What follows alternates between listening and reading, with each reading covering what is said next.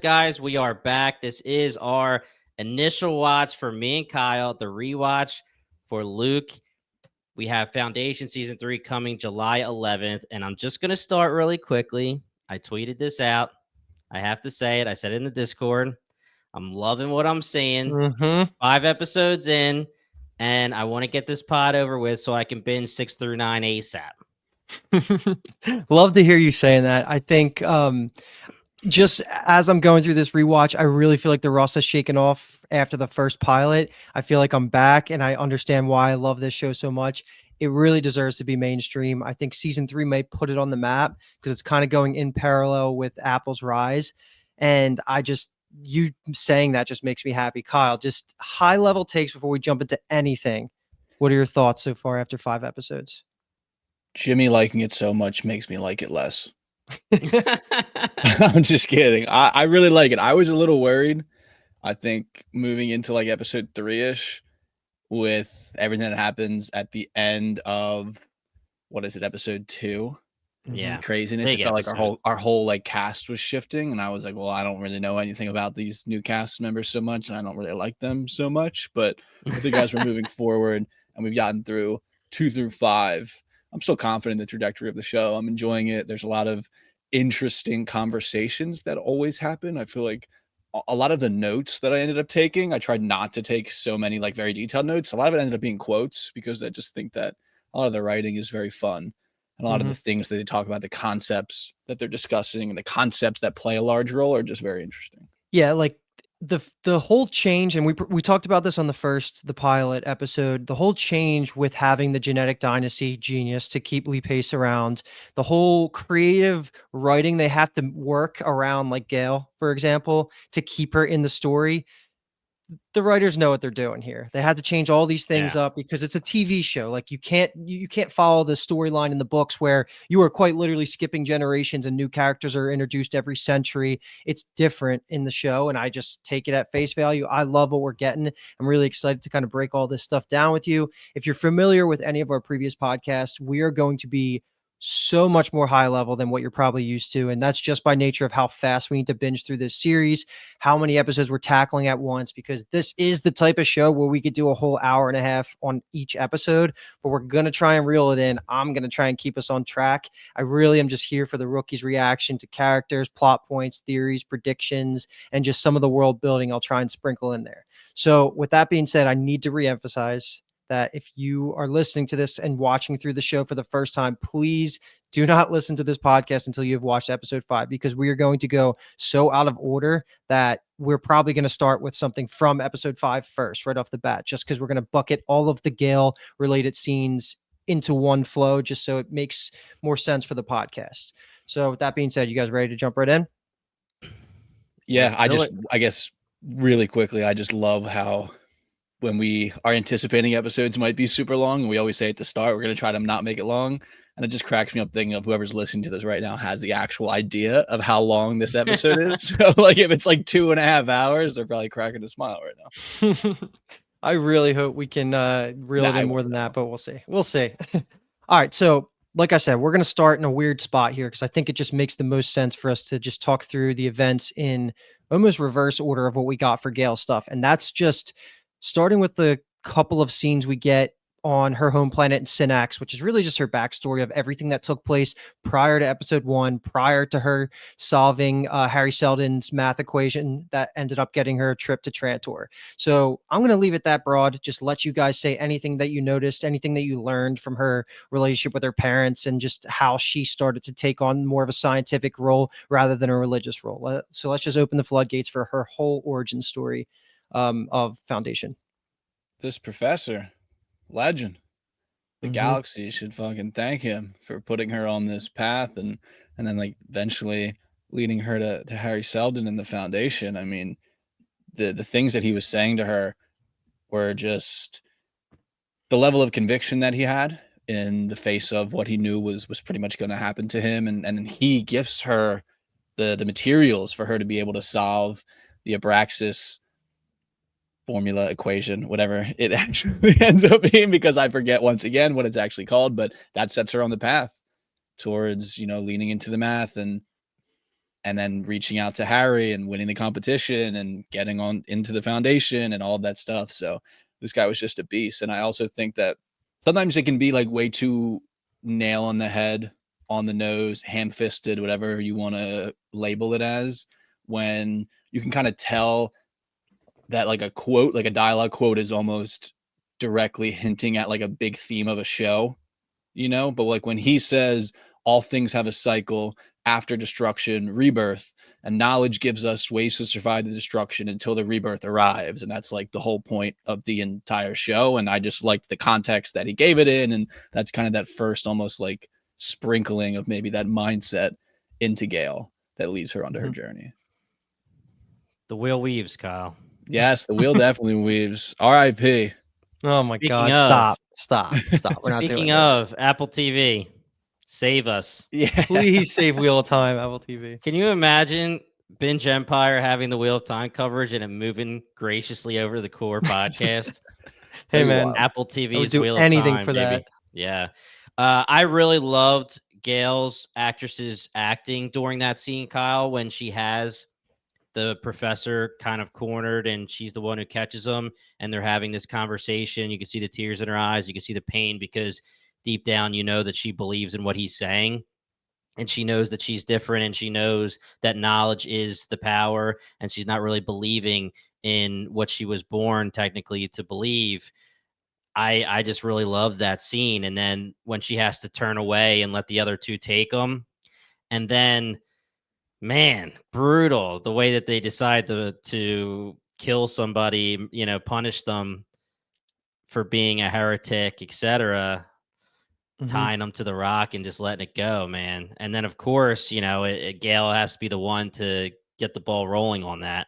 Yeah, it's tough because this did seem like nothing too surprising. Like you kind of got most through the context clues of like what we've already seen, how her relationship was with the family, the cleanse that was clearing out anything that was anti-religious, all that. It was probably still worth spending some time here because I just like the world itself. It reminds me of Avatar 2, if you guys have ever seen that, a way less cool, less advanced version of the Avatar 2 water world. Because it's always just cool that any type of world that's based around that has their culture based around living in the water. But of course, like climate change is such an important part here, and that's what triggers Gale to have to eventually leave. And she understands like the stakes that are going on here. But other things I just want to throw out there. I hate her parents so freaking much, man. I don't know if you guys, I don't think have watched all the way up, are not caught up in Invincible, but my girl Adam Eve's parents are similar in the way that I just hate every second that they're on the screen. They're just blinded by just their doctrine. I just hate it. But like it makes for Wow. good.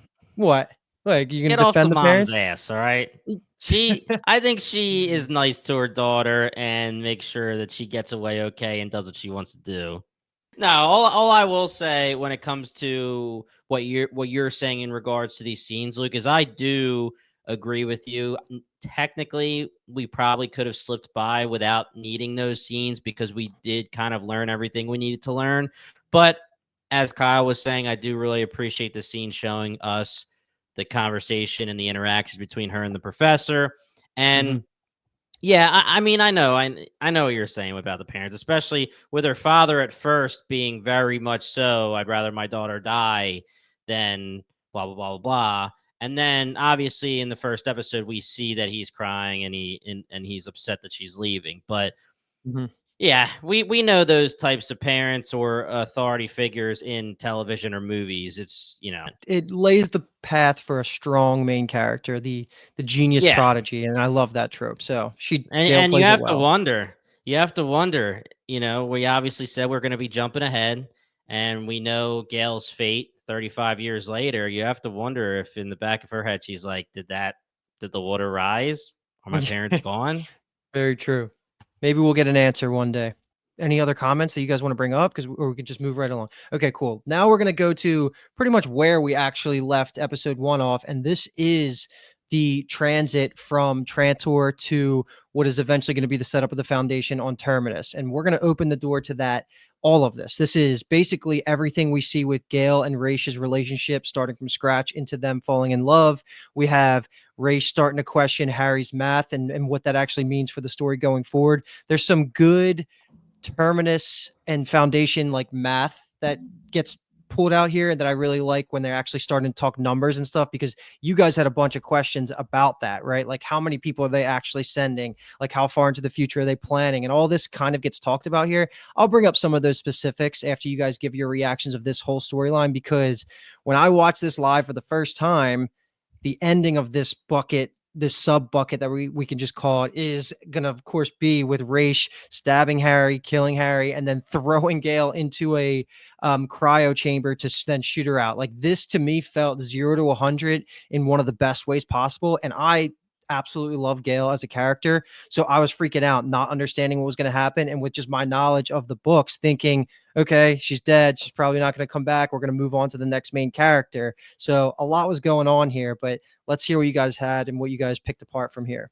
Yeah, this is all very interesting because when we were talking about the foundation and the idea and Harry and Gale being isolated and exiled to Terminus, my question to you, Luke, was, 35 years later, we see it in the prologue and we see it in the parts of episode 1. Who are these people? I was questioning exactly how that was going to work.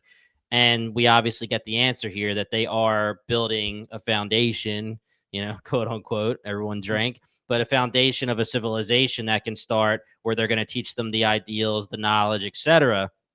So I loved how they perfectly laid that out for us. And just because we got to do it, yeah, jump into the end. My goodness, unbelievable. We talked about episode 1 being a banger, episode 2 with that ending. Kyle texted the group and was like, 2 and 3 have to be watched together. There's no way you can't do it. And I specifically knew that I had to put aside 2 hours to watch 2 and 3 before I even got to it. And Kyle was right. You had to watch the next episode right away. Speaking of, Kyle was right, and I'm interested to see what kind of perspectives we can pop onto this. Although maybe this is more of a bridge conversation into what ends up happening in the 35-ish years later conversation of, I was a little bit on the fence about Raish in episode 1. And I was like, I don't really know about this guy, and then he's like, they have this scene here in the cafeteria and Harry's like misremembering a little bit of the story. And it's a very public event. It also seems kind of out of character from Harry a little bit. And then, we have what Rach ends up doing. And it's like, holy crap. And then it's also, you got to think in your head, like everything at some level is kind of planned out. Kind of. Yeah. So like, is this something that was prepared and that this was just the role that had to be played and no one else could really logically play it for it to have the impact that it had? I don't really know. Because Jimmy, you were team, I like this guy. Like, I really like this guy. And I was on team, I'm kind of suspicious of this guy, but I don't necessarily know at this point if we can say whether who was right or who was wrong. Let's get a stance. How are you right now? Now, because this has happened in probably episode 2, right? So now 3 episodes later, you got to sit on it a little bit. You got to see how Gale reacts. How do you react now? What's the stance that you want to plant for Raish as a character? Because cut into the chase, that he is dead and was executed out in space, the 100 style. Go float yourself, man. Yes, sir. Kyle, you said it. I'm taking this fully as if it's part of the plan. I'm still on side of Team Raish. I was very surprised by this. I guessed that Harry would be dead by the time 35 years later occurs, but I didn't think it would be episode 2, and I didn't think it would be this early in the journey. I don't know the purpose, of course, of why Raish would have to kill Harry, but I do think that this is part of the plan, and especially with Raish speaking into the camera and saying the line about the puzzle piece, I think that this is planned, and he was trying to give some kind of code or just some kind of message to Gale. So I'm still on Team Raish right now. Okay. Yeah, I think that it was part of the plan. And also, Kyle, let's just say the other thing, and you're saying you think it's part of the plan, so you agree, but the knife going into the door and being like the key to open the door. Yeah, and it's the line too that Gale, I think, uses it I want to say Gail uses it talking to someone in some situation of she knows that Harry doesn't have every single thing solved. And I Right. don't actually, now that I'm saying these words out loud, I He don't know doesn't if have it's all the maybe, pieces of the puzzle. yeah, Gail says it to someone else, or maybe Rach ended up saying it to Gail, but he then says that Rach says that to her through the video feed, Yep. across time and space. That's what he says. And that right there seems to be the guarantee almost that this was all part of the plan. And I think the most almost obvious, let's say, aspect of that's his right when they put out the line when she's watching, the feeds and all this stuff of bury Harry in his casket that he designed and he wrote that like into his will. And it's like, okay, like this guy doesn't do things for no reason. So it Mhm. just seems like it was all played out in a way. What is the actual reason behind all of Yeah. it playing out that way is very interesting. Yeah. Again, they talk too that like Harry saved Rach. I'm probably said that 4 different ways. That's this episode, but through the heat sinks, and it's like okay, but he wasn't an orphan, so I don't know. I'm just so interested to find out like what they're actually thinking. What is this long play? This kind of Hail Mary shot they're throwing across space and time here. Mhm. Yeah, yeah, and to your point, Kyle, what you were referring to with the puzzle piece thing, it's Gail. I guess they wanted us to think that she was putting the fear into Raish by accident when Gail says, "Hey, man, it's not 100% here. There's puzzle pieces missing," and then this is where they have that conversation about faith. And he's saying, "Do you still think we can do it without the puzzle pieces? Is the picture going to be different, etc.?"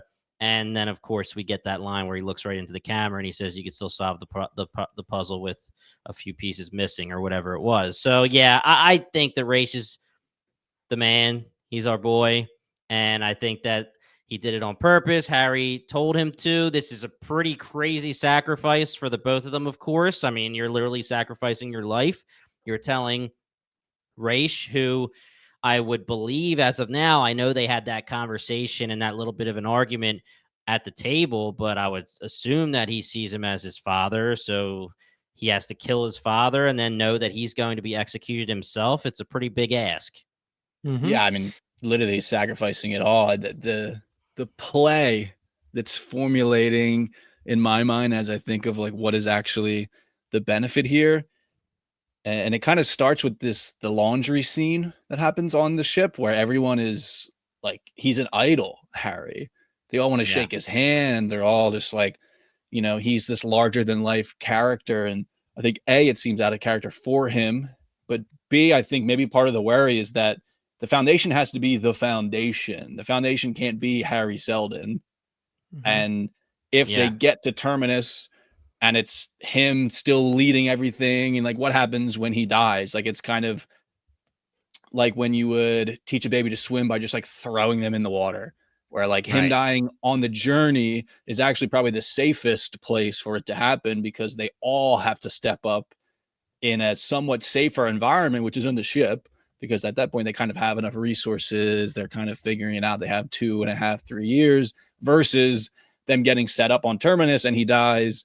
And then no one is used to having like a level of command and all of that stuff. And then it also maybe creates more like, you know, fervent supporters where like he was Yeah. murdered. You know what I mean? It's like we Unity. have to carry on Yeah. this mission for The him. martyr. So I could see yeah, so I that. think, yeah, maybe that's part of what he's thinking. And then also maybe he gets, when he's dead in his coffin, he gets the benefit of, is he going to come back as like a construct, or is his like consciousness uploaded somewhere? Like, is he going to be Mm.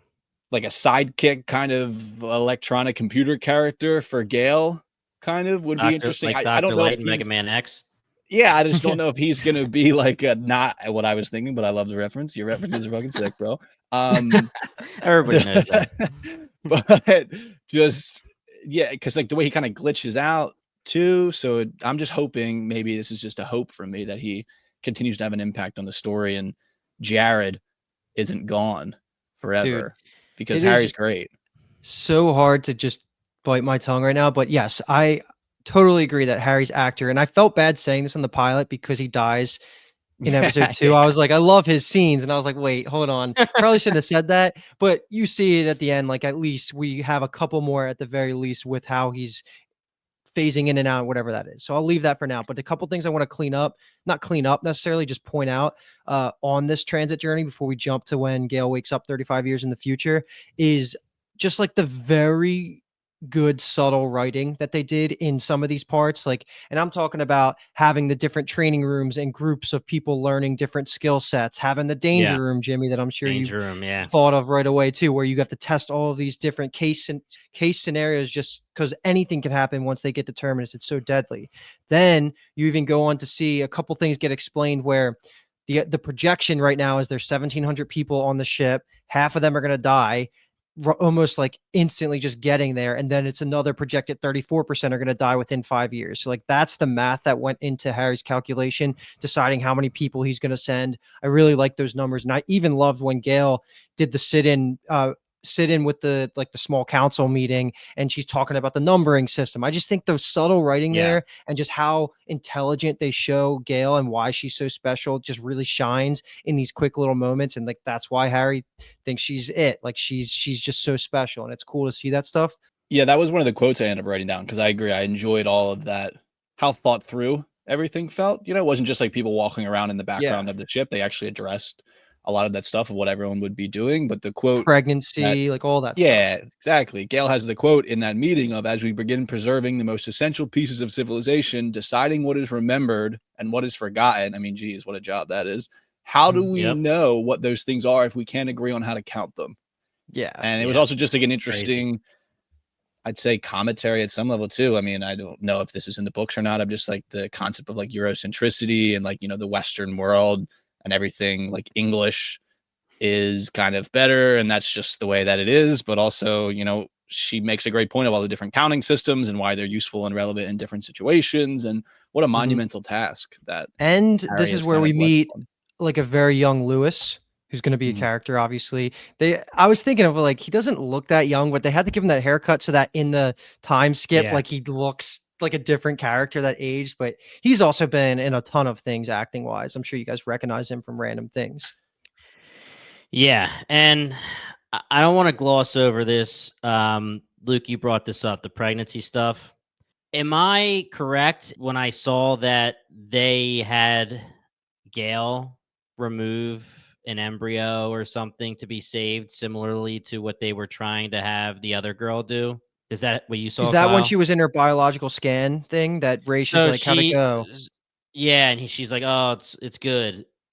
I thought that they were taking one of Mhm. the embryos, yeah, from her. So obviously put a pin into that for maybe a little bit later. But I think it's telling that she lies to Raish because my take was that they were obviously being shown to be very involved and very romantic throughout this entire episode, here and there and everywhere, pretty much. And then they have the scene where she has something removed and saved, and then he asks her about it and she says no, we're good.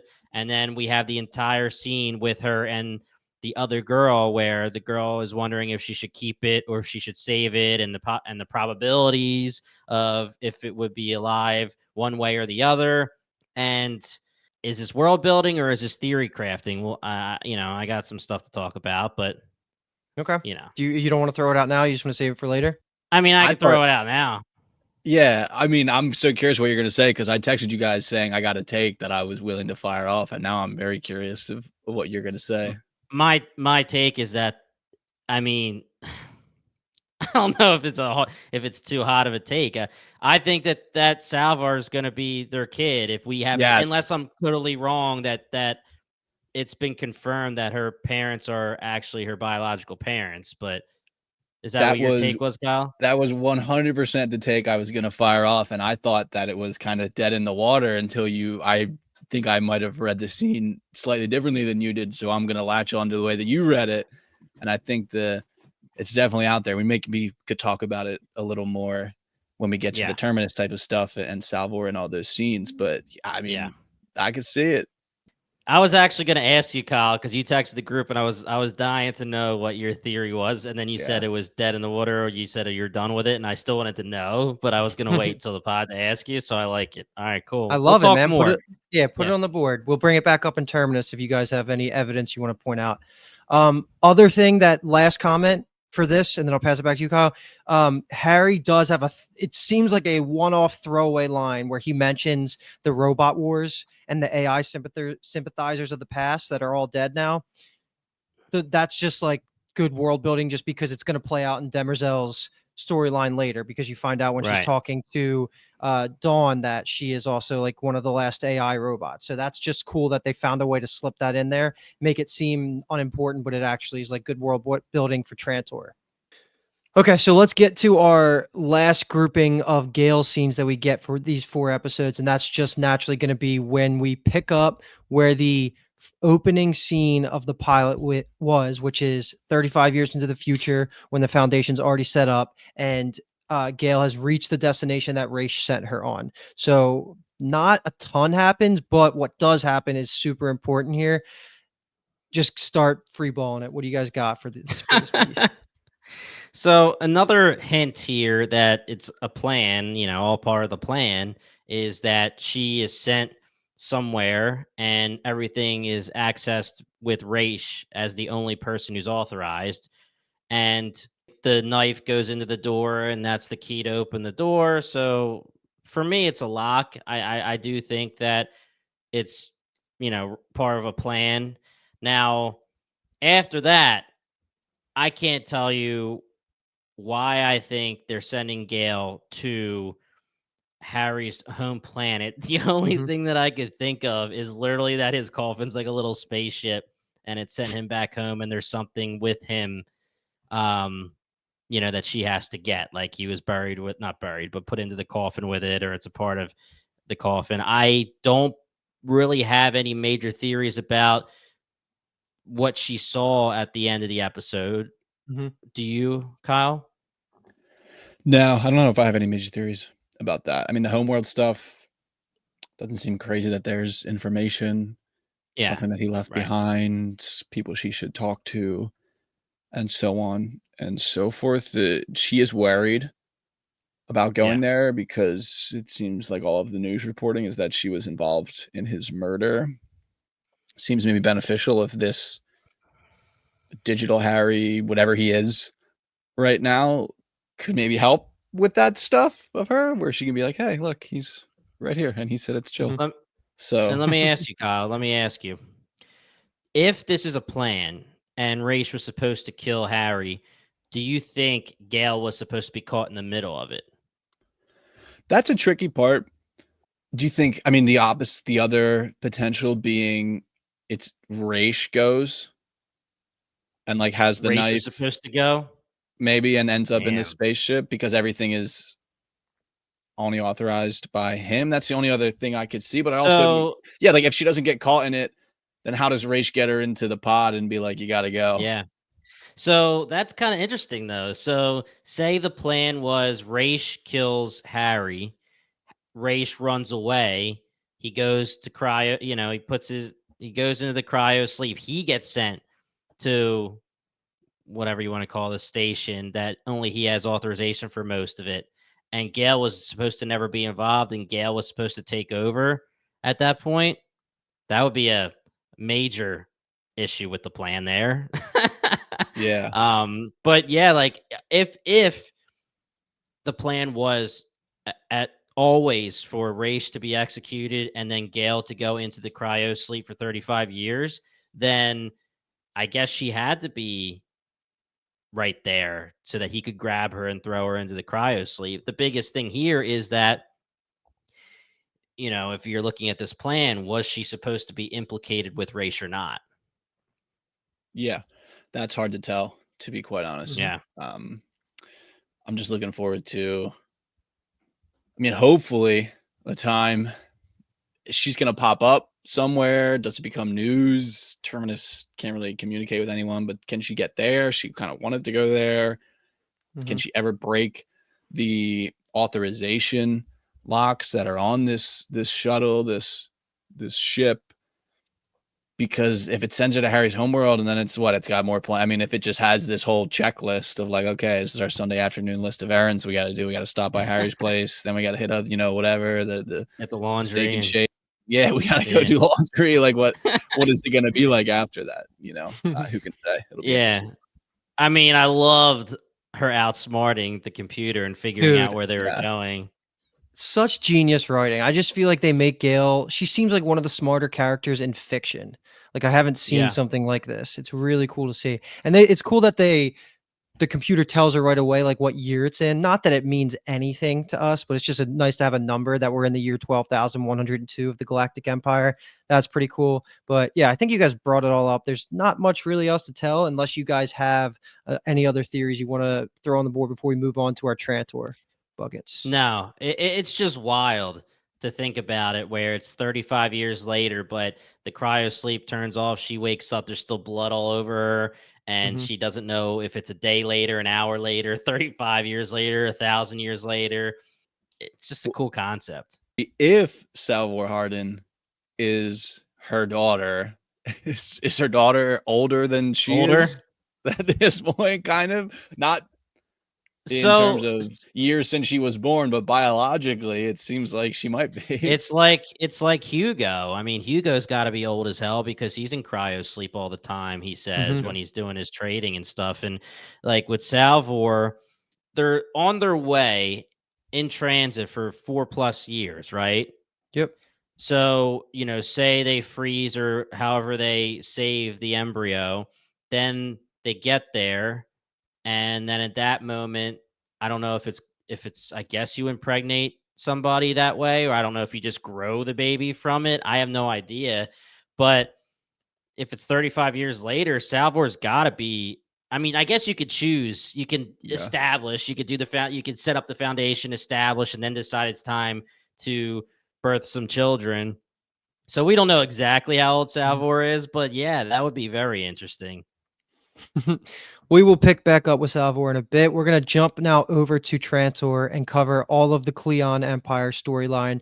And keep me honest here because this is some time skipping, like probably the most time skips we get of everything we're going to be talking through here. But let's just open the conversation to the last glimpse into the original day or dawn, day, and dusk in the form that we get them in the pilot, right? And this is like we're talking like the direct aftermath of the Starbridge Right. bombing and like pretty much the political implications of that with the Anacreons and the Thespins, because that's going to have the butterfly effect of what ends up happening on Terminus later. So this is just really just more Dawn learning of the history and like learning these political lessons from the savage that the current day is, who he's willing to murder the politicians and then start basically mostly destroying some of their worlds. Cause that stuff to me was like, holy shit, like we're going there. Like we don't give a Yeah, fuck Stone now. Cold. Like, yeah, Yeah. just and I love the little flick of the finger. He just keeps turning his hand and just means death. So we can open it up to whatever you guys want to talk about here.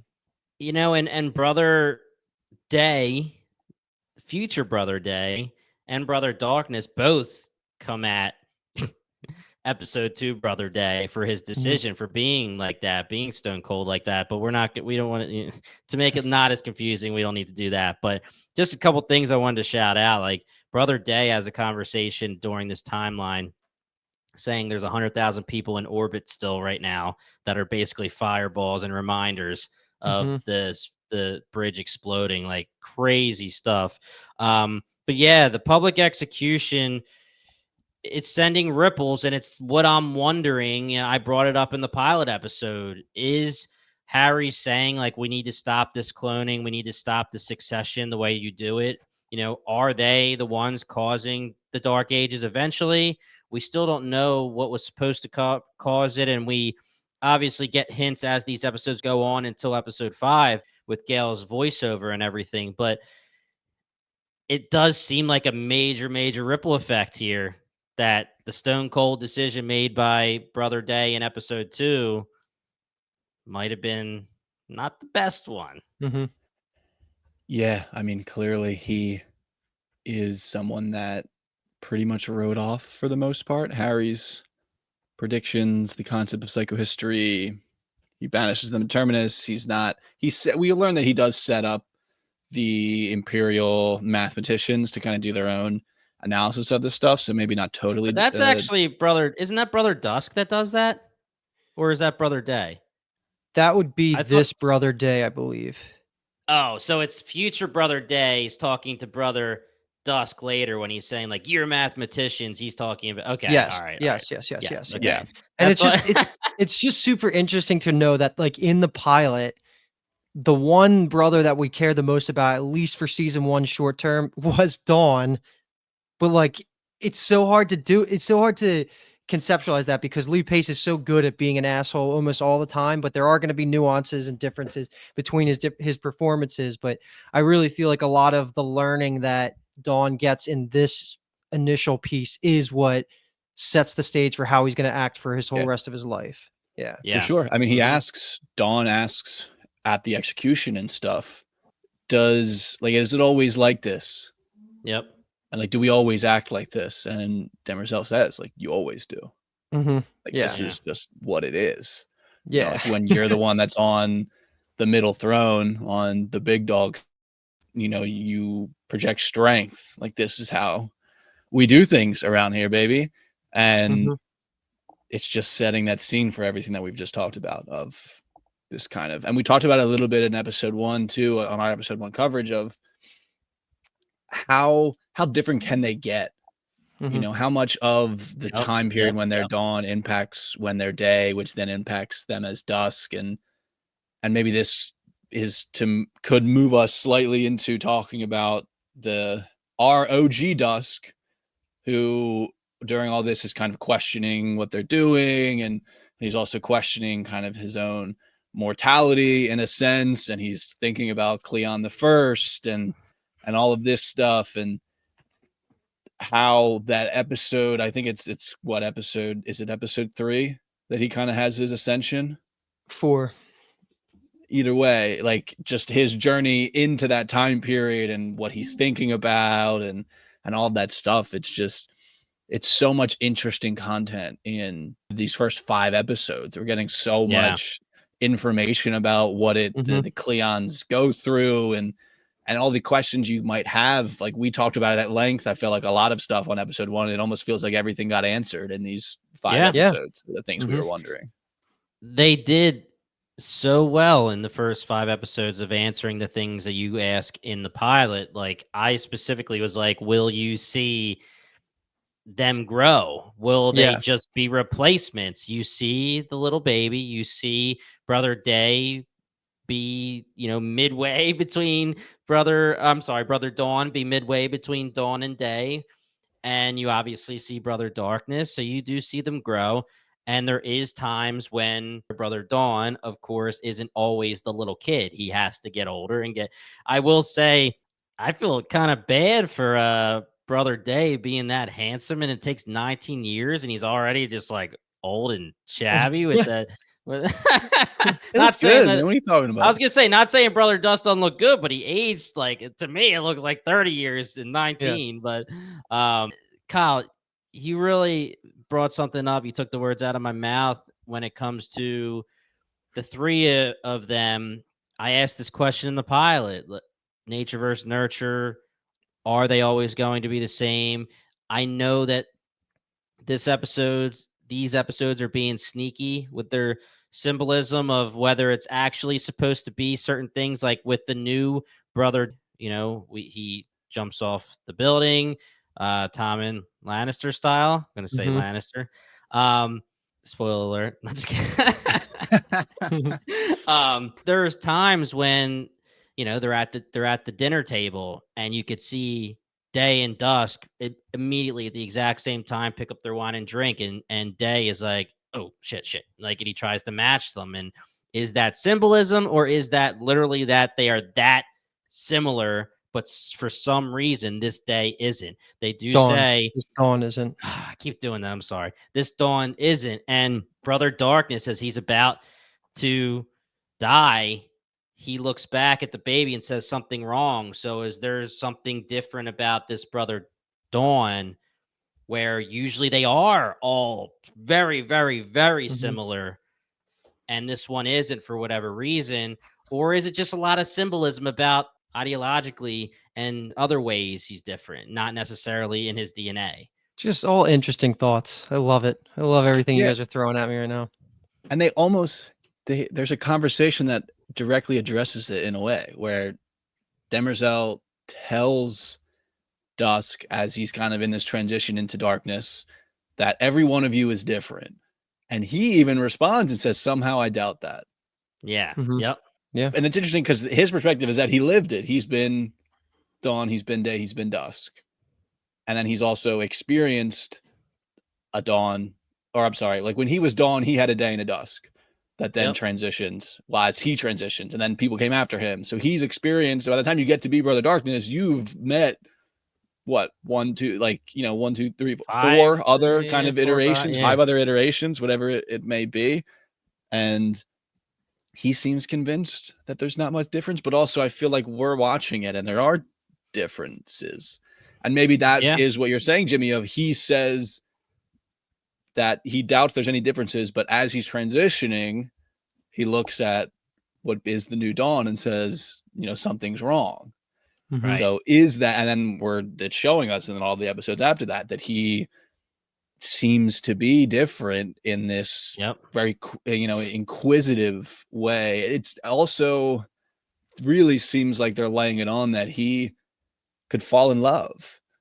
And that Yeah, seems like 100%. none of them have gone down that road before. I mean, they give us the one scene with like the kind of Cleon the like, First. It's the Cleon the First scene. It's a flashback, and Demerzel's talking to him, and he's I think it's Demerzel that's saying like, "Are you sure you still don't want to revisit the idea of like marriage?" And they're already like past that point. It's like it's when you see the flashback of the Star Yep. Bridge being built for the first time, which also was freaking awesome. That you got to see that one more time, and then he's like, "I'll never get to see the completion of the Star Bridge." But wait, I'll take you back right into the point that you're trying to get to. I just want to clean up some things because then we can just talk about everything else in the most current timeline, because some of this is directly related to what you guys just went through. Like the first being that museum, you see the museum twice. Like the first time in with our OGs, and they're looking at the statue or whatever, the form of Cleon the First. That'll come back into play in some level, and then you also get to see Brother Darkness walk by all of the previous brothers that have already ascended, which is really cool. They all get their own accolade, and he's the painter. That's just like a really cool little bit of world building that keeps the consistency of like their slight differences, but we'll see how slight that and purposeful those differences are because you guys are pointing everything out that you should be. Skipping ahead, so like we do have 400 years of history of the Cleons. I'm sure you can do some math there to figure out how long the average one lives, but we're now currently in the modern day with our teenage version of Dawn. He is Cleon the 14th, or at least the day on the throne is Cleon the 14th. The nameplate kind of confuses me. It just says Cleon the 14th when we got to this timeline. I don't know if that's referring to as like now the youngest Cleon is the 14th. You know what I mean? Like, I don't know which Yeah. one's the Yeah. 14th, but that's just to like set some sort of standard. And it was cool, the little line about them talking about Selden in this Brother Darkness timeline before the Ascension, that like Harry Selden's been dead forever. And you guys brought up the statistician things. So a lot of time has passed. I think they do their absolute best job of keeping us straight with using Lee Pace over and over. And like I said, and I will continue to say, I love his performance so freaking much. Like he is, besides Gale, the heart of the show for me, just because of how much I love politics and shows like this. And I think that all of this that we're going through now is just so cool. But I'll leave it at that. Now we can that pretty much gets us to the modern day, which I think is 35 years into the future from like when our pilot episode was. So we're now all at the same spot where Salvor's on Terminus. We have Gale woken up, and then Brother Dawn is attempting suicide, and that's when he meets the new girl, Azura, I think her name is. So yeah, so taking it back to you, Kyle, that you were just bringing up that talking about the love aspect of it all, and like him being an inquisitive version of the Cleons. Like, is that unique to him, or is that just, I guess the way to phrase the question would be, is this specific new Dawn unique in his own way, or is every Dawn unique and this is the unique part about him? Right. yeah, because it could totally be, and maybe they'll say it, when they find out that he's acting this way of, like I remember when I was, we'll call it what, 19, 17. Mm-hmm. and Yeah. I felt love and things like that. And then, the seat is bigger than that and they have to kind of beat it out of them almost. I think I want it to be, though, that they all have these different things and maybe they can't possibly, maybe that's maybe part of the story. That's kind of the tragedy of it. Maybe the tragedy of this specific Dawn story is that he doesn't want to shake off the love like everyone else did. They all chose duty. It just would be interesting to see him try and choose love in that Yeah. sense, because we have Day at this point, and they have the scene with the woman who kind of comes in, and he's telling her about the kind of barrier that they have Shield. about Yeah. touch. Yeah, but they can still bang a lang clearly. So, they That have will that just level. to stop you, I love the CGI of the shield, like, when he goes in, Yeah. just, like, the detail of how technologically advanced it looks, and it blew my mind that it saves you from jumping off a building, like, it just stops all Kinetic kinetic energy. force. Yeah. That's Yeah. just the coolest Crazy. take on, like, a shield to protect your emperor, and then, as you guys have seen, it's all based on the bracelet when the last brother Dusk went to visit the seer religion and he turned it off. So Yep. that's just a very important part of the empire. It keeps them safe. It's basically bulletproof. Like there's no way around it unless they turn it off themselves. Yeah. And I wouldn't be against if Brother Dawn right now in this current timeline is so different that none of the clones should have or did feel any emotions, like any kind of love before. And it's weird that this Cleon, this Dawn, feels love and emotions like that. Could that be one of the major things that's wrong? Could they have figured out a way to breed humans, breed Cleon the first without, removing the DNA or whatever, where they don't feel that kind of emotion because they know there's never going to be any kind of succession with an heir or anything like that. I don't know. But the one thing I'll say, and I said it in our group chat for Foundation, I still haven't seen a freaking belly button. Lee Pace / Day wears those pants so high Mhm. that he's either hiding something or he's a sketch bag because I don't know why he wants them that high. So that belly button, I don't know, man. I'm watching. I'm All watching right. him. Yeah, you're on that. I'm You on can it. you can be concerned about that, and then Luke and I will just watch the TV show. So So if I'm right about there being something with the belly button, all right. I know that I'm not because Luke wouldn't have even like considered me in episode 1 when I said it. So we're good, but still.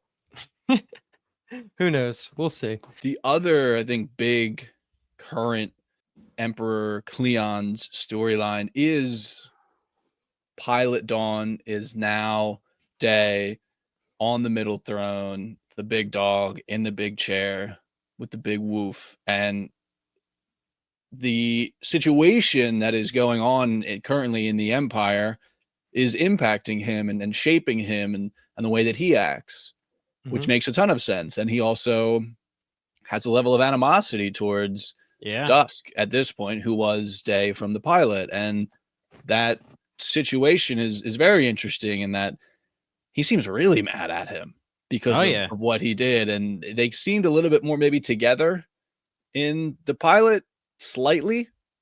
This, they seem all kind of broken up in a way. And we have Dawn, even at this point, the Dawn who we think might fall in love, he's getting rid of the mural from Cleon the painter. So they're kind of erasing his legacy in that way.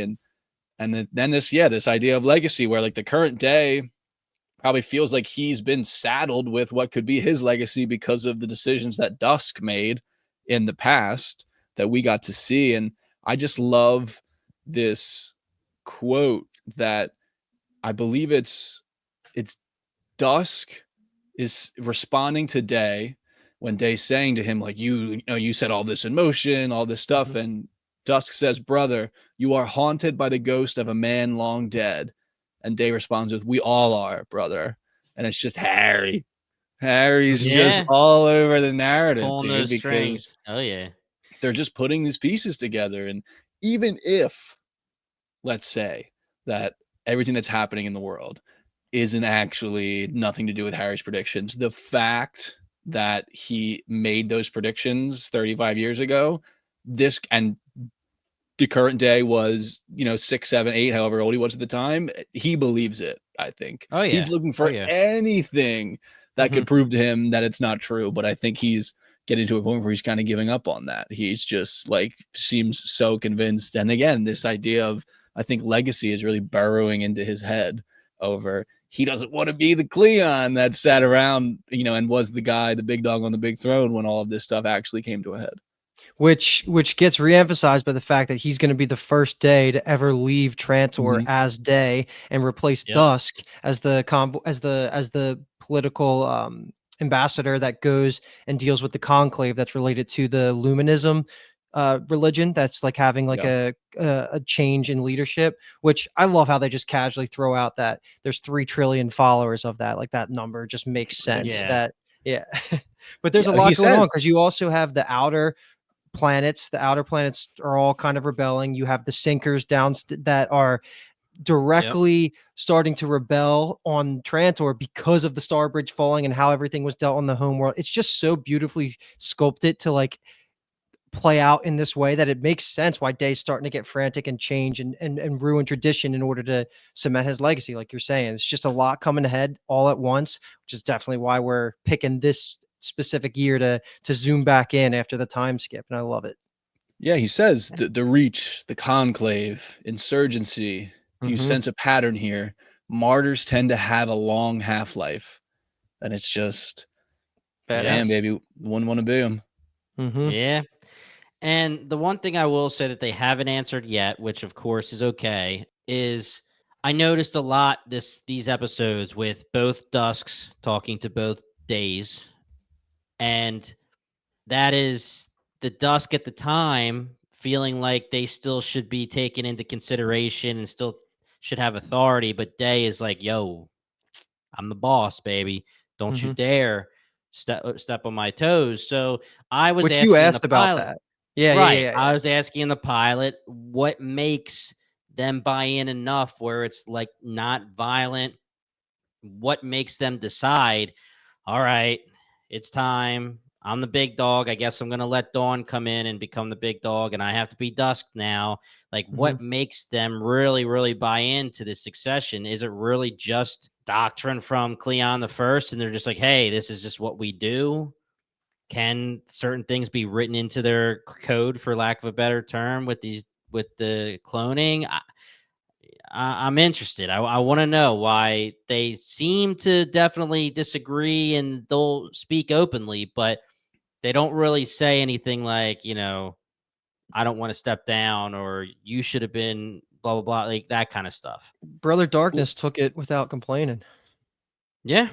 yeah, and it could be that they really aren't all different. They are kind of the same person, but every time that they're Dawn or their Day or their Dusk, the world itself is different, and it's the base DNA of Cleon just reacting to all of the changing environments that he is in. Mm-hmm. It's not like it's one person who lived all 400 of those years. It's one person restarting life over Yeah. continually throughout those 400 Over and years. So over. while they Yeah. might not be different, the environments that they're being subjected to and grown up in, then the environments in which they have power in, and then environments in which they're post their period of power in are all completely different from one another. And that then creates maybe these subtle variations. But at the end of the day, deep down, they are all Cleon the The Right. first. literal only thing that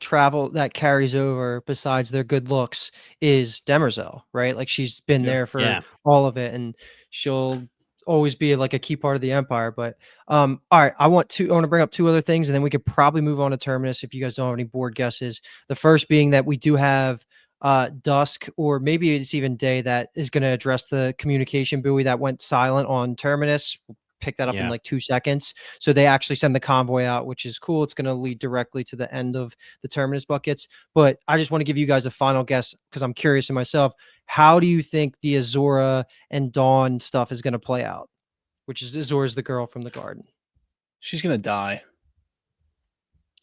I think it's gonna Yeah. be either So, I could see Day and maybe Dusk like stepping in and pretty mhm. much like removing her from the board, for lack of a better term. And then how does he handle that? You know? We're of singular minds, Kyle. Yeah, like how does that impact the We s- bros? You know, that feels like is he breaking bro code by falling in love and making decisions like that, or are they breaking bro code by taking the love away from him? But I don't think he can get that happy ending. We know right. he's I don't want to say that he's suicidal. We just saw him like, go out the window, and was he just testing the limits of what the thing is, but they just are painting him as this kind of like introspective, introverted guy, but he also kind of has these tendencies to maybe fly off the handle a little bit too. And it's I don't know. I don't know how to make the guess because I'm just at a war almost in my own mind of like, are they different or are they all actually the same person? It's so Yeah. hard. Cool. Yeah, yeah. He had the little dragonfly that was watching her, and he saw. Do we have a name for the guy that he talked to about? The Shadow Master, which is the coolest Okay, yeah, that's a title ever. great freaking Yeah. name. Sending her to, he was going to send her to the Shadow Realm then. So, yeah, he sees the Shadow Master walk by, and he gets a little nervous. He's sweating a little Mhm. bit, and then he sees the Shadow Master continue, and he's like, okay, we're good, we're good. I think Mhm. that he's going to get closer to her, fall in love even further. And yes, I agree with you 100%. Kyle, Day or Dusk is going to remove her from the equation, and it's going to force more of a difference between the two of them and him. To what Good end, I'm stuff. not sure. All right. I love this. I cannot wait to see your guys' reaction to your own guesses that when we talk next podcast, because next podcast, just a reminder for those listening, is going to be covering 6, 7, 8, and 9. So another 4-piece, but it's going to queue us up right before the finale of season 1. So we will pick back up with the Cleons and whatever they're got going on when we get there. And also, Jimmy, just be on the lookout. There's a Bingetown classic actor, Kyle too, that's going to probably, I think, pop up in the next episode or two that you guys are going to just love to see. Okay. I Like think I that. texted you, but I was off an episode, I You think, did. of when Yes. I thought they were gonna come up. So Yes. all right, we're gonna go over to Terminus, and I'm gonna need you guys' help because this is the hardest one to really break up. Like we can just essentially open up the floodgates to talk about everything. I just want to Yeah. point out some big character introductions that we get. We already met Salvor, but we really get a taste for her personality here as the warden. She's respected, but the two pieces of important information about her is one, she does not necessarily believe in the foundation and what it Right. stands for. She really believes in her people because she just cares about community and everything. So that like that's important for her. And then everybody that does believe in the foundation recognizes that she is an outlier of Harry Seldon's math. What that means, that's obviously going to be up for you guys to discuss and guess about, but it's clearly something that's going to be an important theme for her. And she was even tested with trying to look at the prime radiant, doesn't work. So it's not necessarily that she's similar to Gale. It's just going to be an outlier. So we'll take that as Yeah. it is. And then we also do meet Hugo, who you kind of mentioned for a second, Jimmy, who is like the boyfriend of Salvor, part Thespin. That was really cool when he turned on the blue eyes that the Yes. Thespin have. I actually didn't even remember that because he usually has them off, and then that's just like a cool bit of world building. And he's going to be an important person. And then we get to meet our Anacreons that eventually come here with the goal of trying to antagonize the Empire. And we can really just talk about it all. But Farah, of course, is going to be a very important character as well. There's a lot to talk about There is, for Terminus. And initially we have Salvor, I'm sorry. Salvor is definitely going to be a great main character. The outlier side of things, let me ask you this question. If we're going to keep talking about the theory that me and Kyle have, when we were talking about Gail and the fact that she was able to wake up during the jump, were we calling her outliers for that, or was that in the show? Was We I did that. okay? Because I literally said in the pilot, is there a reason why is an outlier able to open their eyes during the jump? Could Gale walk up to the vault the same way Salvor? Like, are they similar in that way? And it's a weak connection, but something that we can talk about very quickly, maybe not very quickly, but something we could just get out of the way is that she's obviously getting answers by following a little boy. And the other connection that I was making here when it comes to this theory is we're in Harry's library in the one flashback slash hallucination. We were hand fed the scenario that Raish was adopted by Harry and he ran around as a little boy and this and that. So obviously, the first time you see him is when he leads her to the Anacreons and she has the bow, the arrow pointed at her. But the connection here is this little boy Raish. Yes, that's my Is that take. what you got? Yes, me too. I think that he looked like it. I think it seemed like he had the knife as well, Yeah. the same knife. So that's how I'm taking it. I thought that was the let's say conduit for her being able to have those visions. What is actually the reason why that she can access the vault? Because in her mind it's connected. Mm-hmm. Is the vault showing her things, but which is also an interesting fact too, where it seemed like they kind of seemed to insinuate that Harry didn't know anything about the vault. Like they didn't know it was going to be Right. there when they showed up. And just to put it out there, like the vault's null void or the null field is slowly growing too. Mhm. So that's all starting to happen. Is it a coincidence? Is it a message? Who knows? But that's all happening now too. Yeah, and Gail says it herself, just like you alluded to a second ago, Kyle. It's in the pilot. He didn't calculate. He didn't. It's the definition of the outlier. He wasn't calculating the fact that Salvor could walk up to the vault and get through the null field, whether that means it's connected at all to Harry or not, or the Foundation. We get in this episode, these episodes, that when they land and they walk out into the field, they're all saying, "What the hell is that? That was not on the map." Well, So correct me if go I'm ahead. wrong too. Were Rach and Gail kind of hiding their relationship a Yes. little Yes. bit, right? Especially from Harry. And for me, Yes. that Mhm. just that reeks of psychohistory can't predict the behavior of individuals. Right. Of it didn't maybe foresee the two of them getting together and then having a child, and if that can create the outlierness.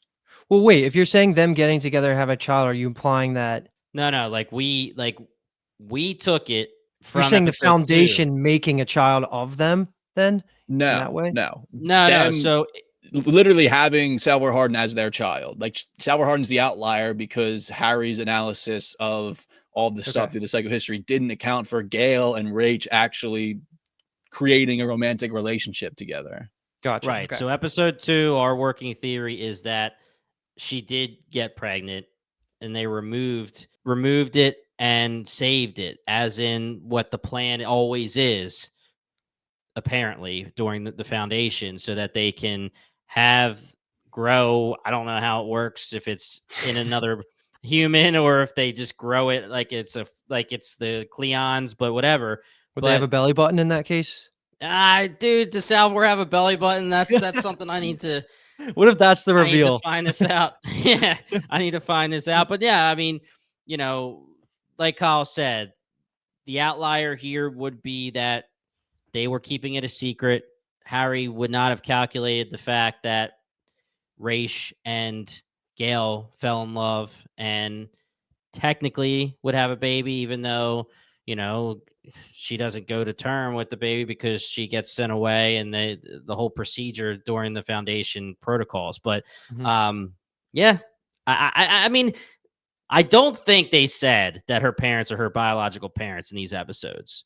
Obviously, if they did, then it's game over. But It's tough. I, yeah, it, I mean, Because what we do her see is a time lapse of the whole entire Foundation being built, which was really cool. Like you saw them setting up the towers, the different buildings. They crashed that entire envoy ship that had all the cargo like materials and resources that they needed, and that all happens. And Salvor's like already there, so it's like hard to tell from your guys' perspective. But that was an important part of like the setup of the Foundation.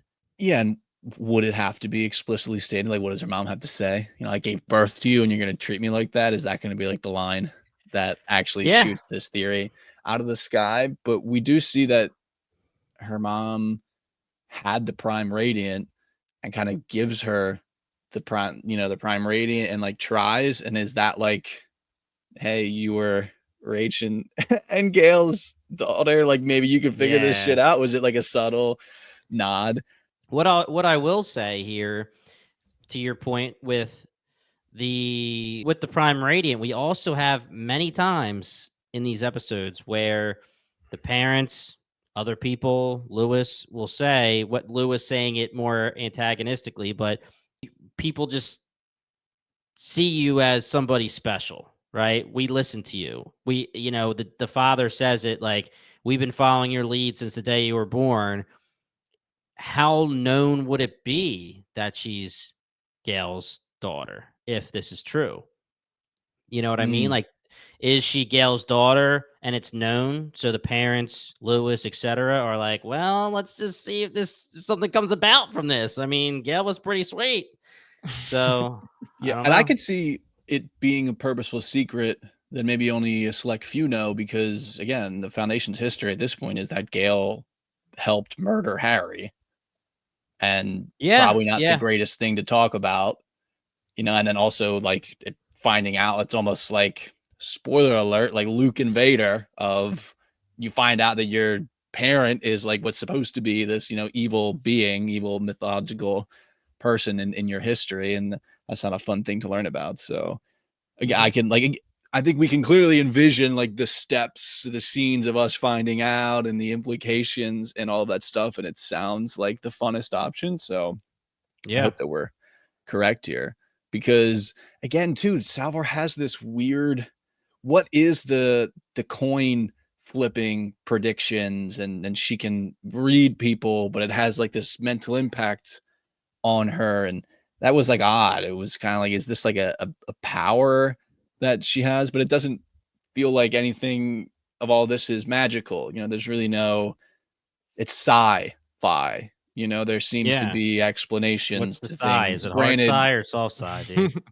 lots of them are made up in a certain sense, but it doesn't seem to be magical in that sense. And that was just such an odd, not odd negatively, but just an odd part of these episodes is that interrogation scene where she's just Yeah, flipping the coins, yeah. flipping the coins, flipping the coins, and then she kind of is like reading her soul a Mhm. little bit. And it was like, what is that And all I about? and I and Luke, you can hopefully tell us this. And I mean, Kyle, you might be fully sure, and I think I'm fully sure. Like the scene with Gail, they were taking the earliest form of a pregnancy as possible to be saved, right? It wouldn't be just taking like eggs, I or can don't you think not they tell us that? confirmed it. They didn't. But I was assuming it was eggs. I don't know. Like, I So don't I if don't know that's what the I'm trying to case, think, put myself in the place of you guys, you know what I mean? Like, When I said that my theory I thought was dead in the water was because I thought that it was the combination of this was just them extracting eggs to hold on to them for the future because right? what might happen on the journey, we might as well be proactive about procreation. And then Rach obviously ends up getting executed and Gale is sent off into Right. space. So I was like, okay, well, if they're not pregnant at this point, then there's absolutely no chance for it. But if Mhm. what you're thinking, Jimmy, is correct, which I now am want to believe, then it was, yes, the extraction of I, an actually and fertilized let egg. me just say it could, I'm not gonna confirm or deny either or, but they for sure did not say, like, "We're extracting a baby," otherwise that would have Yeah. been the only thing we were talking no, about at the no, time. Yeah. but what they did do was they went to her friend and they had the conversation. That doctor had a Mhm. conversation with Gail Yeah. saying, you need to go talk to the girl. And she said, you're pregnant. You can do this. You can have this procedure, and the baby can happen on foundation, or if that's even the way of saying it, on terminus later. And then she's like, yeah, but I know the probability, the poison, the radiation, but I just want to do it now. Like, so I took it like they were saying, Gail, you're pregnant. So here's a baby and we're going to save it. But again, this is all like super sci-fi that I don't know how to even the terminology for it. Yeah. Yeah. All right. Let's leave it open ended. Okay. Yeah. We'll see. I like it. But Yeah, because like I mean, like you're saying, Kyle, like if it's just like we didn't realize and it's just eggs and we got no race sperm, then there's no race babies. Well, also, if it is that they were just taking out some eggs for caution, would they not be then collecting Yeah, sperm on the It same would be level? off But then screen. also, Yeah. are they out here where they so paranoid about the potential of reproduction that there's a backup plan in place for like just large level artificial insemination network where they're just popping babies out of people, just random combinations of people? I'm like, all right, we need some more Yeah. kids. Like, let's get it popping. Like, let's get B12 and fucking C13 over here and just let them get after it. Yeah. Yeah. All I don't right, let know. me bring up two things and then I'll take us to what will probably be the final conversation of the podcast, which is going to be more about the Anacreons. Um, it's been said a couple times throughout these episodes about the predicted crises that the Foundation was going to eventually have to face, because that is large scale movement. That is something that Harry could have predicted. So they constantly reference, like, is this the first crisis? Is it, like, they don't know. So keep that in the back of your head anytime anything's ever happening on Terminus, if it's going to be one of the crises that they have to overcome, because that's going to be something that seems to also be important to the following the growth of the Foundation as we go through time. So that's the one thing. And then I just have to bring up this quote. I don't know if you wrote this down, Kyle, but this was another Gale narration part where I just think it's so badass. It was probably after, I think, after Salvor knocked out Farah, like, and then took her back to the Foundation to then interrogator. They say the line where, like, the stories about Salvor Hardin, they usually begin here. It's just like a cool idea of just like the legend of Salvor starts like at that part. But anyway, so let's just take it to the Anacreons, because we find out that Farah is the Grand Huntress, who's like the leader of the planet, and she has a tragic ass backstory with, like, losing family members, all directly related to the last Cleon, who is now Brother Dusk, deciding to, wage war on the two outer planets. So it really it Not much really of a makes war. everything in hindsight so much cooler, just of how important the Starbridge bombing was and what that eventually leads to. But yeah, now we're pretty much at the part of just full all out war between the Foundation and the Anacreons. Like, I don't know how much, what you guys predict their plan is, and what the takeaways and what the next direct things are, but now's the time, because we're pretty much at the end of the content that we get, besides like the specifics of the battle itself. So if you want board guesses, throw it out there. If you have opinions on the little boy, like, I guess you guys threw your theories out on the little boy that Salvor is seeing, and then anything you want, now's the time. It's, Farrah have a belly button? I think yes. She's missing an eye, I'll tell you that. Yeah, Yeah. she is.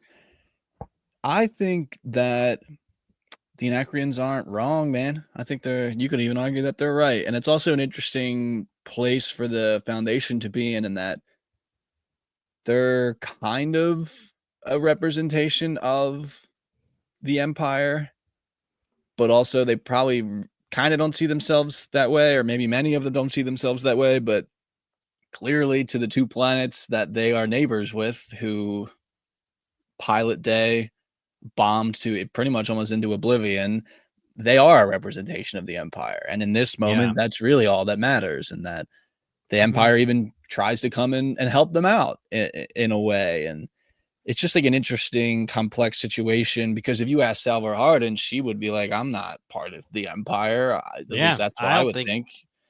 I would say many of them would say that.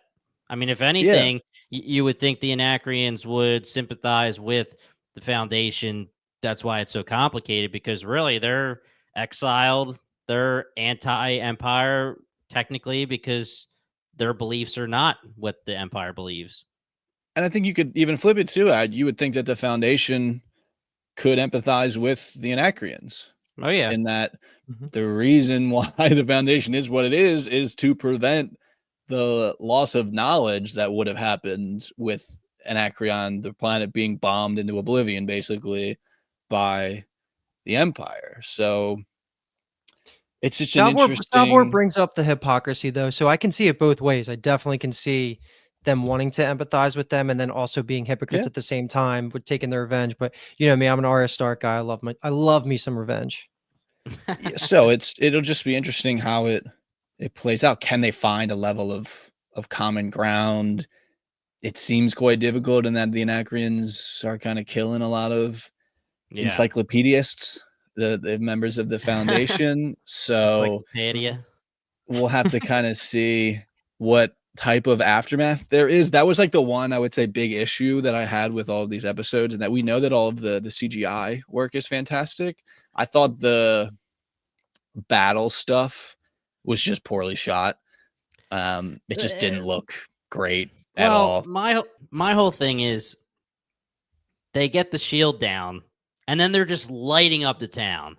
And the Yeah, lady that's there with the gun gets shot one time in the shoulders, yeah, laying there, gets up, and everyone's like, "Mom!" And all the little kids are fine. It's just like a barrage of Mhm. gunfire, and everybody's getting missed apparently.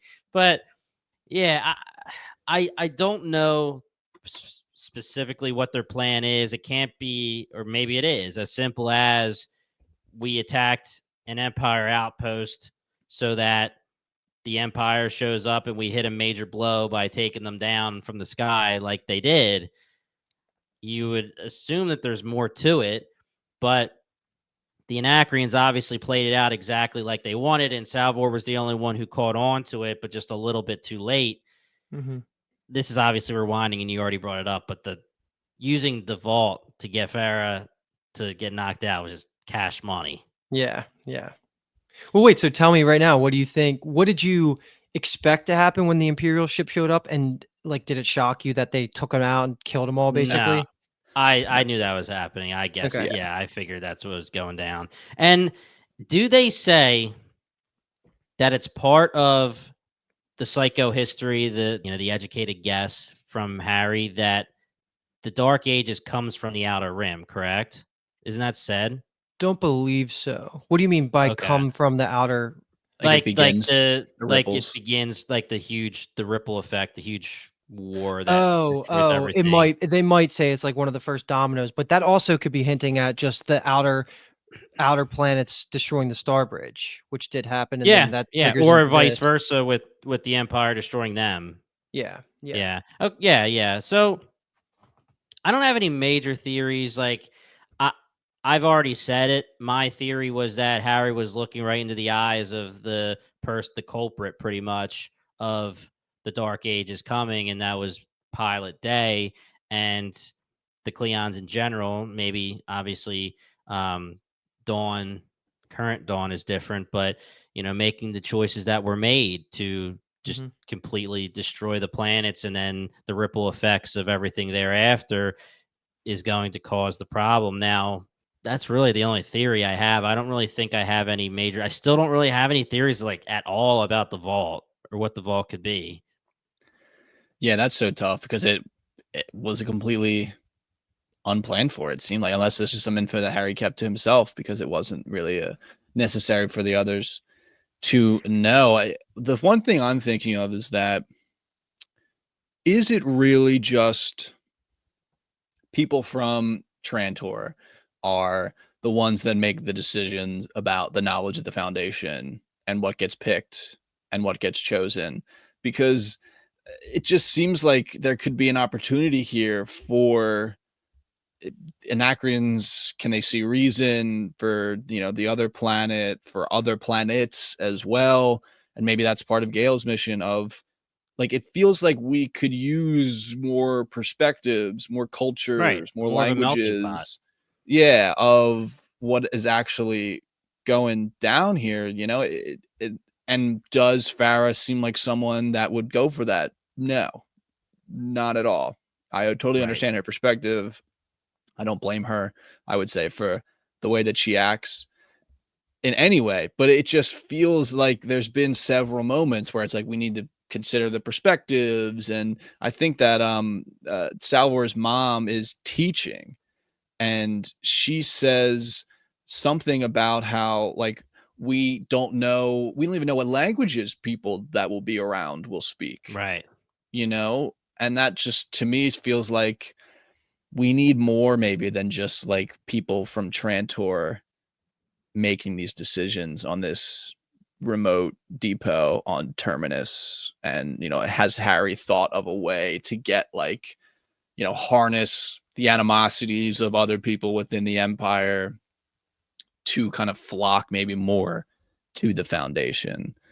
Could there be like a turning point for some of these people where they realize that like we can actually work together and it can be more beneficial for all of us versus them doing this gung-ho Rambo mission to like get some satisfaction before they go out in a puff of smoke together? Yeah, because they do say the first crisis they survive it, right, Mm-hmm. Luke? Mm-hmm. So maybe Harry was hoping for this crisis to be the Anacreons, like you're saying, Kyle. So it's going to be a blow. They're going to have a little bit of a battle. Of course, people are going to die, but then whether it's Vara or any of the other Anacreons, they eventually join forces and start building outwards. I could see that. Well, there's also a question too of Salvor Hardin at this point seems to be pretty anti Foundation. She's not really a believer so much in Harry. Are there going to be some people now in the aftermath of this, let's say, that kind of get fed up too with the Foundation of it's like we're stuck on this stupid rock. We're trying to do, get this information and we're just dying for it. And it's like, we don't even know if any of the stuff in the future is even going to happen. Like, what is Yeah. even the point of why we're here? And especially maybe the kids too, of like, I didn't choose this. Like, my parents chose to pop on Right. that ship all those times ago. Like, I didn't pick this life for myself. So, what kind of crisis or how can that contribute as well to the crisis in this situation? So, lots of things I think to keep eyes out for in the next 4 episodes. It's gonna be a different Yeah. world next time we talk. Yeah, 100%. Like so much information is going to be changed now because in these episodes we had that slow burn of a backstory on Synax, which we won't be Mhm. getting again. Like everything is pedal Yeah. to the metal from here on out, if I remember Love it. correctly. Love it. But there are two things I want to bring up, and then we could probably sign out. Are you guys clocking? I'm sure you are. Are you guys clocking the difference in the technological ways you get around the universe? Like we have the cryo sleep, and then we have the jump chips, Yeah.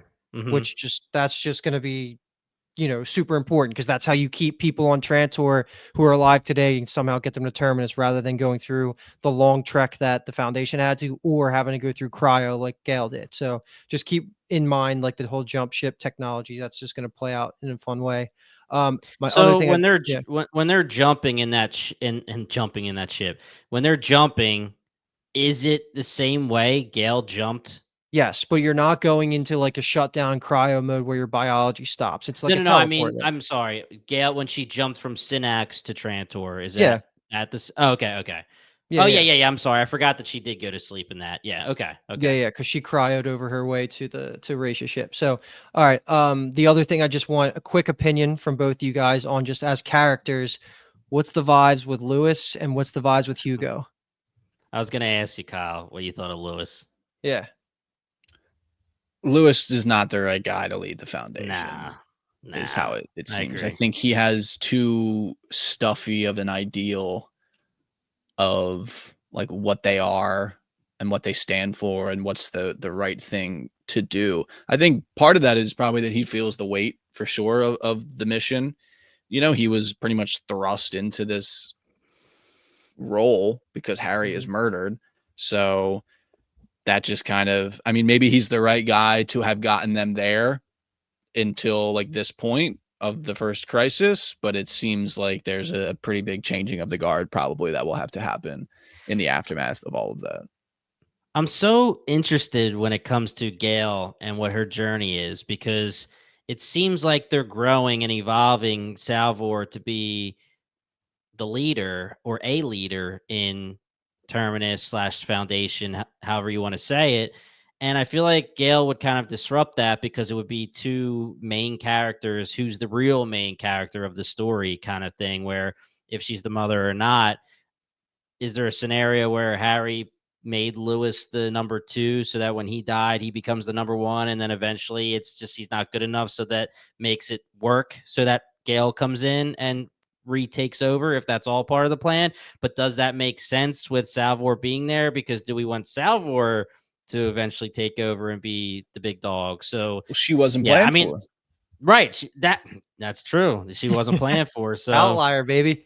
I mean, she's got no belly button. So but dude, I'm interested, man. The outlier stuff is very, very interesting. I mean, we're gonna start having to say on the core podcast whenever I say I'm interested, everybody drink. But We got a lot of those. I mean, We're tagging belly button. Well, belly button will all probably be dead by the end of each yeah. episode. So Hugo, I'm down. I'm down with Hugo. He's the homeboy, it seems like. He's obviously stayed. He said the best decision I ever made was sticking with my girl. So you ride or die with Salvor. I ride or die with you. So I'm in with Hugo. Cool. Yeah, nothing to the contrary. Awesome. I mean, anything else? I feel like for our timing pace, usually, like this was pretty damn good. I think that We'll get to the hits, all the big things we needed to talk about. Yeah. It'll be a good 4 blueprint for our episodes. next recording. And then when we can settle down for the finale of season 1, we'll have to more time to dig in and actually put like more hard theories on the board. So you guys did great. That was Yeah, so freaking entertaining to listen to. Yeah, and again, for everyone listening, we still don't have it fully mapped out, but there's obviously a chance that we cut it down to 2-2-2-2 for season 2, or 1-2-2-2-1. However it is, it may not be as big a chunks as this, so that the episodes won't be as long either. But we'll obviously keep you guys in the loop. Luke, Yeah, thank you I think for guiding this ship. Go ahead, Kyle. Mhm. I think too that these season 1 drops probably will be sporadic. They probably feel sporadic if you're listening to this, but maybe season 2 we can have a better, like, we'll be able to be slightly more of a consistent pace of the drops, because now we're kind of in a sprint towards July 11th in season 3. So Balancing Murderbot too. We'll get there. Yeah. We'll get there. Yeah. And it's obviously a little bit more tough to schedule when we're binging at our own pace, trying to get it done in 4 episodes instead of 2 at a time or 1 at a time. But you guys know the deal. Once we get to season 3, week to week, we'll be breaking each episode down, and we'll have plenty of time for it. But like I said, Luke, thanks for guiding us, keeping us on track. Anything else before we end this episode? I'm good, man. I'm really excited for these next 4 episodes, and then we're gonna have a great finale. Your boy's hitting the play button right after this outro right here, guys. All right, guys. If you like what you heard, hit that subscribe button, please. And check us out for Murderbot. The same exact crew, me, Kyle, and Luke, are covering Murderbot each week. We're already almost halfway done the season, which is crazy, but we're having a great time covering Murderbot. Me and Kathleen are finishing up with Your Friends and Neighbors. That was also a very surprisingly good show. Me and Kathleen picked up on it just because Kathleen said, "Hey, do you want to do it?" And I said, "Let's do it." And it was a very, very good show. We were looking forward to it every week. The studio finished up. So we have a lot on the core podcast. Please hit that subscribe button. Binge Empire will be pretty much covering everything that's not Apple TV from now on. So if you're interested in anything that's not Apple TV and you're interested in our coverage, just hit that subscribe button over there. And like I said in the intro, the Bingetown TV podcast is our flagship podcast. There's 7 hosts. Hopefully you guys are used to the 7 of us by now. You may be just joining the podcast. So just to let you know, there are 7 of us. We do a little Avengers Assemble, and we mix and match for the 7 of us. So usually it's 2 to 3 of us jump on a pod, have a little fun with a recommendation pod, a debate, drafts, etc. All the above. Just have a little fun. That's all on the Bingetown TV flagship podcast. So just hit that subscribe button there if you're interested in that. Otherwise, join us on the Discord. We have a foundation thread ready to go for season 3, but please talk to us about season 1 and 2 as well. BingetownTV.com/Discord. And otherwise, guys, we'll be back very, very soon with the next batch of foundation episodes. Once again, we are the Core Podcast, and thank you so much for listening.